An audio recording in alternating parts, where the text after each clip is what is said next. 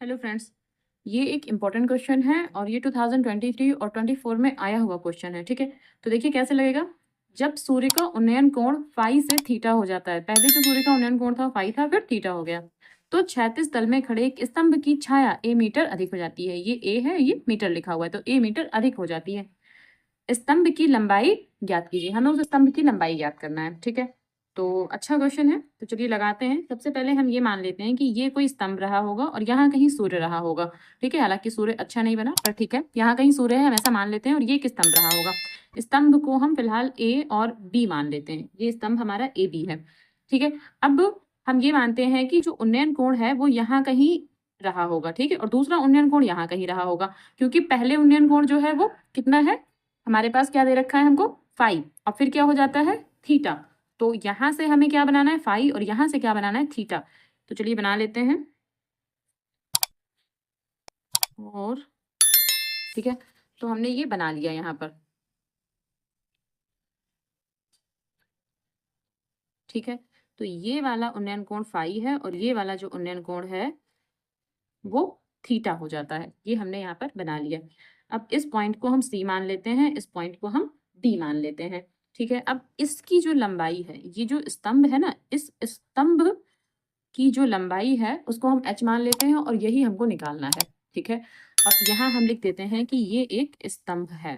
ठीक है, ये एक स्तंभ है। ओके, अच्छा, अब हम क्या लिखेंगे कि माना, अब इस चित्र में, अच्छा एक चीज और, ये जो ए मीटर दे रखा है वो क्या चीज है। ठीक है, जब फाई से थीटा हो गया तब ए मीटर बढ़ गई, यानी कि जो यहाँ से यहाँ तक, यानी यहाँ से यहाँ तक ये सिर्फ इतना ही ए मीटर है, सिर्फ इतना ही ए मीटर है। ठीक है, सिर्फ इतना ही ए मीटर है, और यहाँ से यहाँ तक इसको हम एक्स मीटर मान लेते हैं, इसको हम क्या मान लेते हैं, एक्स मीटर। ठीक है, तो अब जो जो हमको दिया हुआ है और जो पता है वो यहाँ पर लिखेंगे। तो क्या लिखेंगे कि माना स्तंभ की ऊंचाई बराबर एच मीटर, स्तंभ की ऊंचाई को हमने एच मीटर मान लिया है और यही हमको निकालना है। ठीक है, और दूरी, अब दूरी यहाँ पर जो सी बी है वो एक्स मीटर है, हमको दे रखी है। ठीक है, ये हमने मानी है। ठीक है, और ए मीटर हमको दे रखी है, तो यहाँ पर क्या लिखेंगे कि सी बी बराबर एक्स मीटर, और डी सी जो ये दे रखा है तो ये भी एक दूरी है, तो दूरी डी सी बराबर क्या, ए मीटर। ठीक है, ये ए मीटर हो गया। हमें दो एंगल पता है, कौन कौन से एंगल पता है, एक ए सी बी, ये थीटा एंगल, ये फाई एंगल है, ये हम लिखेंगे क्या कि एंगल ए सी बी, ये क्या है, फाई है, और दूसरा एंगल है ए डी सी, ये थीटा है, तो लिखेंगे डी ए डी बी, सी नहीं लिखना है भाई, यहाँ पर बी लिखना था। ओके, तो ये कितना है, ये थीटा है, ये हमने यहाँ पर लिख लिया। ठीक है, यहाँ पर हमने लिख लिया। अब हम किस ट्रायंगल की बात करेंगे, अब हम लिखेंगे ट्रायंगल ए सी बी में। ठीक है, किस ट्रायंगल में, ए सी बी में, तो लिखेंगे त्रिभुज ए सी बी में, और ए सी बी में क्या कि tan फाई बराबर ए बी बटे सी बी। ठीक है भाई, tan फाई लंब बटे में आधा, तो बस यही लिखेंगे क्या कि tan फाई बराबर ए बी बटे में सी बी, ये लिख देंगे हम। तो tan फाई तो ऐसे ही रहेगा, और ए बी की वैल्यू को हमने h माना है तो यहाँ h लिख देंगे, और सी बी को हमने x माना है तो यहाँ पर x लिख देंगे।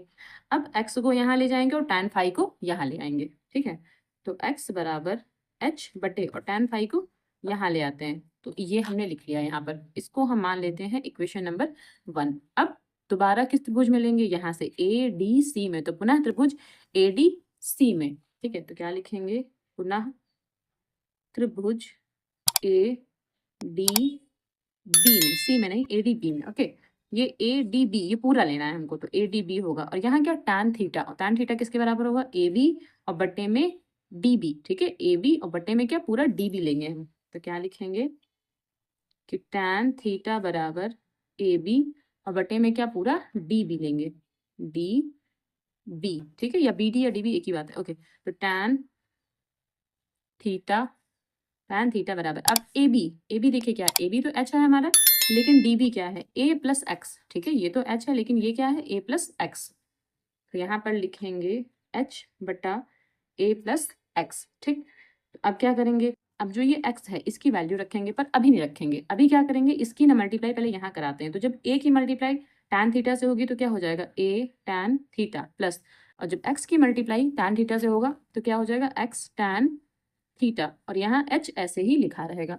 अब इस x की जगह पर क्या लिखेंगे हम, h बटे tan फाई, इक्वेशन नंबर 1 से। तो क्या लिखेंगे, a tan theta plus x की जगह क्या लिखना है, h बटा tan फाई, और यहाँ पर क्या, tan थीटा बराबर h। या ये कहाँ से आया, तो लिख देंगे समीकरण 1 से। यहाँ पर ये थोड़ा सा लिखना भी होगा कि समीकरण ये 1 से आया है, ठीक है। अब यहाँ पर क्या, ये जो h tan थीटा बटे tan फाई, भाई h tan थीटा बटे tan फाई जो ये है, इसको यहाँ ले जाएंगे माइनस में, ठीक है, और ये इधर ऐसे ही लिखा रहेगा।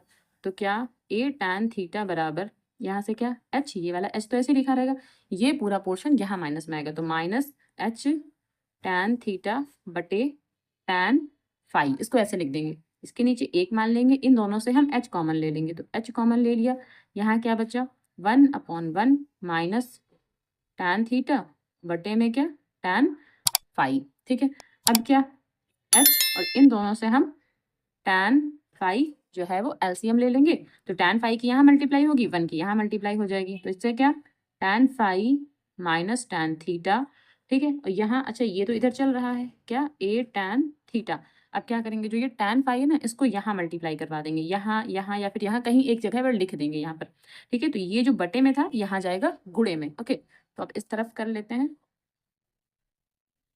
तो यहाँ से क्या हो जाएगा, a tan फाई, भाई ये यहाँ चला गया तो tan फाई बन जाएगा, तो क्या a tan फाई, और यहाँ tan थीटा, और ये tan थीटा है वो पहले से ही लिखा हुआ है, और यहाँ क्या h, और ब्रैकेट में क्या tan phi minus tan theta, और जो ये वाला पोर्शन है, ठीक है, ये इसके बटे में आ जाएगा।